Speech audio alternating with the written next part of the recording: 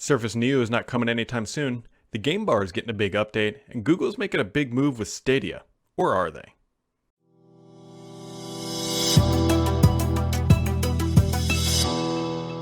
Happy April 10th, everybody. It is Friday. We are back again talking about news, gamings, and a whole bunch of other stuff. And so it's been an interesting week here. We had some major storms come through. I didn't have power for the past 24 hours, but we are back having a good time. And let's just dive into the news. So the big item of the week is that Microsoft Surface Neo device is not going to be coming this year. This is not really surprising in honestly any capacity at this point. Mary Jo Foley, a good friend of mine, scooped the information, and I was able to hear very, very similar things from people who are familiar with the company's plans. And so here's kind of the deal. Microsoft obviously is all working from home, so there's those issues and those challenges. Windows 10X is also coming along, but slowly, but the writing has been on a wall for a while. So let's talk about what is the Surface Neo. The Surface Neo is the larger dual screen device coming from Microsoft, and it's going to be running a new variant of Windows 10 called Windows 10X, with the biggest feature, the feature that I'm most excited about, is that it runs legacy application or Win32 applications in a secure container, which has huge ramifications for security and just modernization of the OS. Now, that OS is kind of just floundering along. It's not where I think Microsoft likely wants it to be, but all that aside. So the dual screen device Microsoft announced late last year at the same time as this Surface Duo, which we'll talk about in a second, and it was supposed to be released later this year. Well, that is not going to be happening. Interestingly enough, a bunch of other vendors or OEMs came out with dual screen devices, and initially they said, hey, it's not actually going to ship with Windows 10X, it's going to ship with just regular vanilla Windows 10. And that was the very first big road sign that says, hey, this probably isn't on track to be released at this time, at least the OS portion, because why would vendors ship things that are designed for Windows 10X with an older version of Windows 10 while they wait? All that being said, what you need to know here, Surface Neo not coming this year. Microsoft is going to miss that deadline. And Windows 10X, I think the priority is going to be shifting here a little bit, because it was initially Microsoft was championing it's for dual screen devices. Well, that doesn't really matter. Dual screen devices is honestly just a feature that Windows 10X supports. Windows 10X can run on a standard single screen device. It can run on a Surface Go. It can run on Surface Pro. It can run on honestly probably just about anything, at least from my understanding. And so Microsoft is actually, from what I'm hearing, preparing preview builds of Windows 10X. Now, we don't know exactly when they're going to be released, but it wouldn't surprise me if Microsoft announces something like this at Build, where they say, hey, look, we're working on Windows 10X. Want to go try it out? Here's a preview of it. It's going to be early on. I don't think it's going to be very well polished, but it'll let people get a try on it. Now, you might be saying, but Brad, you've already said you can try it. Well, technically you can. You can try it in an emulator today, but it's not the same thing as running it natively on a piece of hardware. And so be looking on the lookout for that. Microsoft's Build conference is going to be taking place next month. Remember, it is going to be virtual. No big surprise there. And so maybe Microsoft will be announcing that we can actually download bits that will install on a single screen, traditional, I almost say classic looking PC and all of that good stuff. The other thing to consider too about Surface Neo, the other thing to consider is, I don't know if you guys are aware, but there's sort of an economic downturn right now. Things aren't exactly peachy. People are without jobs at a very large scale, and I shouldn't make light of that. It's a very serious issue. And so coming out and saying, hey, here in the fall or the whatever holiday season, here's I don't know the exact price, but a $2,000 PC, like the ultra premium, the highest end, because guys, Surface Neo was not going to be cheap. There's no way it was going to be cheap. And so the timing and everything just wasn't aligning. And so I believe this might be Panos's pretty much second major, putting his hand on the Windows team. Because remember, Panos now leads Microsoft hardware, the Surface team, and he's also leading the Windows Experience team as well. And so this could be very much him saying, look, this doesn't make sense. The timing's not right. This is what we're going to do. And I do think it is the right move, right? The only thing worse than shipping Neo in December would be shipping Neo in December with underbaked software at a really expensive price. So it appears to be the right move. It is, interestingly enough, though, the second major Surface device to be publicly announced and then not get released on its effective timeline. The first one being the Surface earbuds that are supposed to be coming sometime this spring. So there you go. I think there were a lot of factors working against Surface Neo, the pricing, the OS not being ready, and a bunch of other things. Now, on the other side of the coin, there's Surface Duo. For those not familiar, Surface Duo is the smaller version of the foldable screen devices that Microsoft is building under the Surface brand. Neo big, Duo small. Just kind of remember that. The big difference is that Duo runs on Android, and from what I'm hearing is that this thing is pretty much ready to go. That's not all that surprising because they're really just skinning on top of existing Android software, making it Microsoft and just making it work on a dual screen. Not all that surprising. It wouldn't surprise me if that thing is, I keep hearing it's ready to go. Microsoft is showing it off a lot. Brad Anderson has shown it off. Panos posted on his Instagram an actual picture taken from the device, although it's really, don't read into that picture quality a lot because one, we don't know if there's any post-processing. It's kind of hard to tell. He didn't post the raw image, so we can't actually extract anything from it.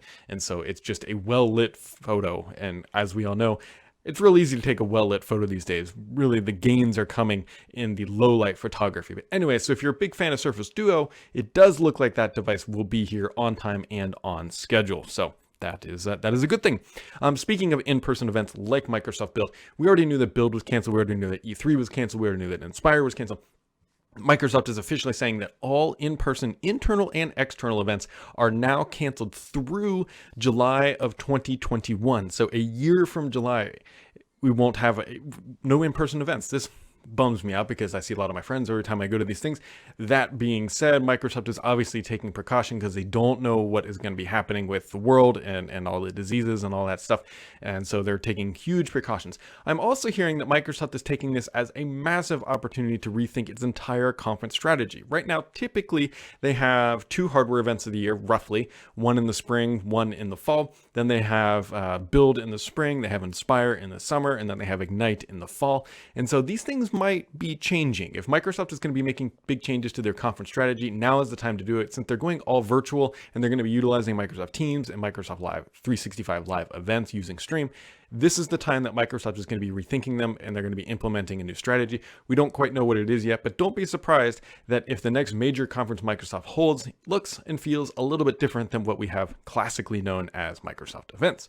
Microsoft also bought corp.com this week. If you're not familiar with that, it was a big sort of thing on the internet when it comes to domains because there are a lot of older active directories that were set up. And I believe Microsoft actually provided guidance at one point to name your thing corp, name like your overhead or your tree structure named corp. And a lot of people called it corp.com. And so if you owned corp.com, you could effectively sniff or steal a bunch of credentials because the Active Directory and servers were effectively just sending it to that domain. So Microsoft bought it. I don't think they're going to be doing much with it. At least we don't know yet. But the intention there is to help protect their customers who have set up servers and Active Directory structures that were sending data to that. I'm also hearing that Azure, Microsoft Cloud Servicing Platform, is having some capacity issues all around the globe. It's not just limited to Europe. Specifically, if you're looking for a higher end GPU setup, good luck.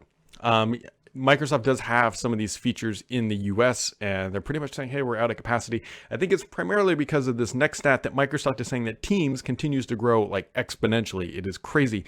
They said this is all talking about in the past like month or so. 2.7 billion meeting minutes occurred in one day, which is a 200% increase from the 900 million meeting minutes on March 16th.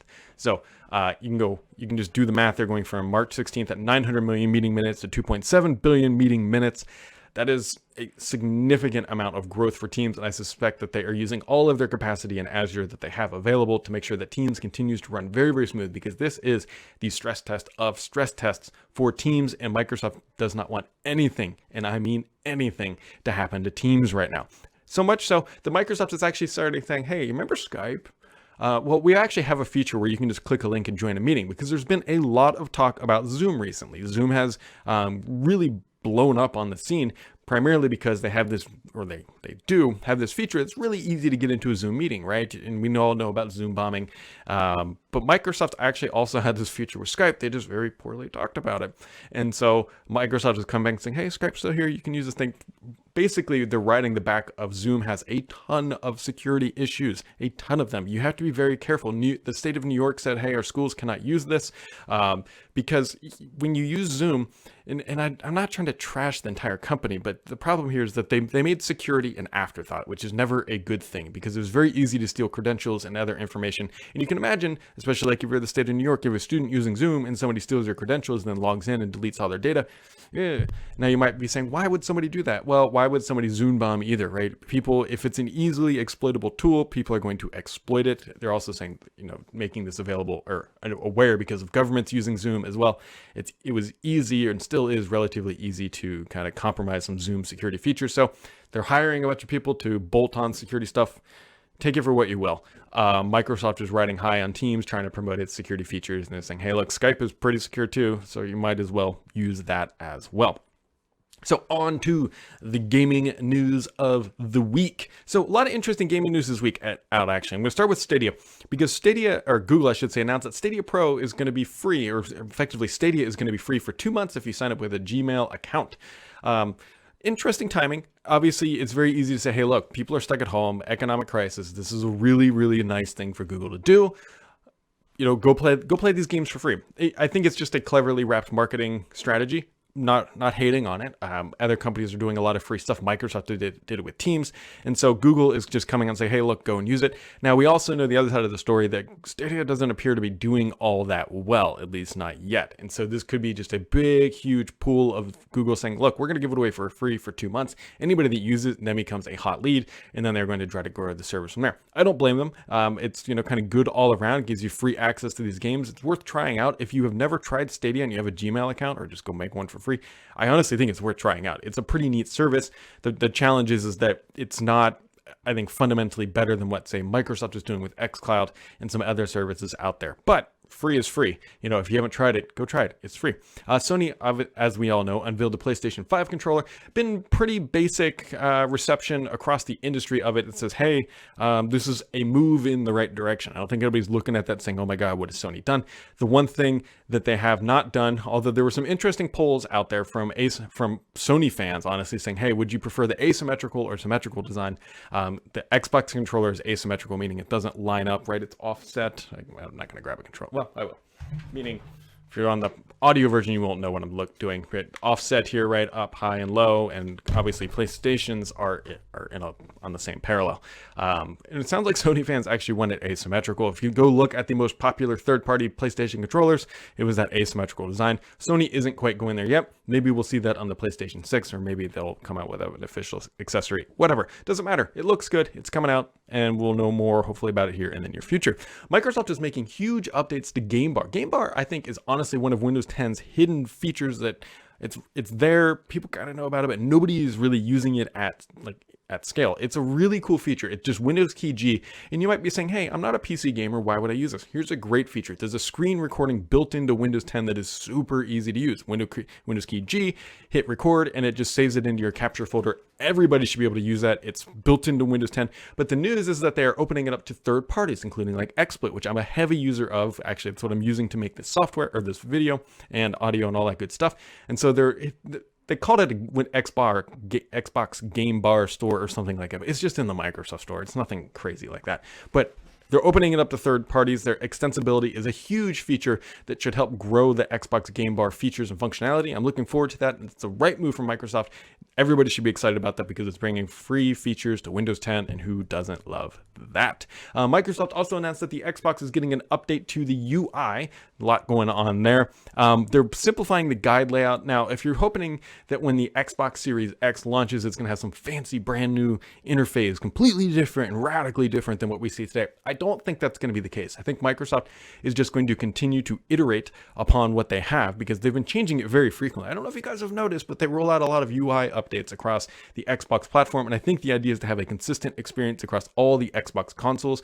And so I'm not going to throw my hands up and cry about that. That's fine with me. I don't really use the UI. I mean, it's the UI, right? As long as I can launch my games quickly. The one thing that might change that I'm hearing for the next generation is they might make, how there's the quick resume feature, right, where you can jump in and out of games. Those might be highlighted a little bit more than usual, or like recently played games is one thing that I've heard. So not that big of a deal, but it makes a lot of sense. It's like, hey, these are the 5 games that you can quick resume. Here you go. They're presented front and center. So keep all that going on. And finally, we have Xbox Game Pass is coming to Korea and Japan on April 13th. That is some good news there if you are in Korea or Japan. You don't have to wait too much longer. Xbox Game Pass is a tremendous value right now, and I'm loaded up. I think I've got like 2.5 years left on my subscription. So it's a good way to go in and play this game, especially Ori, the new Ori. I enjoy it. I'm not like binging through it, but the visual fidelity on my LG C9 and the audio is fantastic. Superb, colors pop. It's a great little fun casual game that I just pop in and out of when I don't feel like playing Call of Duty. So there you go, guys. I forgot to do questions this week, primarily because I didn't have internet access or power at my house yesterday, and I didn't get the chance to put the thread up. But as always, everybody, thanks for tuning in. We'll catch all of you right back here next time.